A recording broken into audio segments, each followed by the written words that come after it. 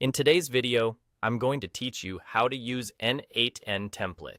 By the end, you'll know exactly how to bring a template into your workflow, whether you've copied it to your clipboard or downloaded it as a JSON file.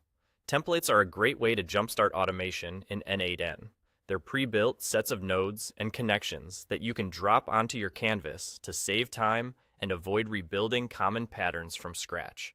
There are two simple ways to use a template, and which one you choose depends on how you received it. First, let's cover the clipboard method. If you've already copied a template, head to the workflow editor where you want it to live. Make sure you're inside the correct workflow, with the canvas in view. Then, paste it directly onto the canvas by pressing Ctrl+V on Windows or Command+V on Mac OS.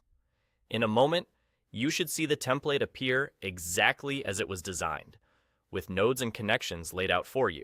From here, you can click around to explore each node, check its settings, and reposition anything to keep your canvas tidy. If something doesn't appear, double-check that the template was actually copied before pasting again. Now, let's walk through the JSON file method. If you have a template saved as a JSON file, open the same workflow editor view and look for the three dots menu in the top right corner. Click it, then choose Import from File. Your system's file picker will open. Select the JSON file you downloaded.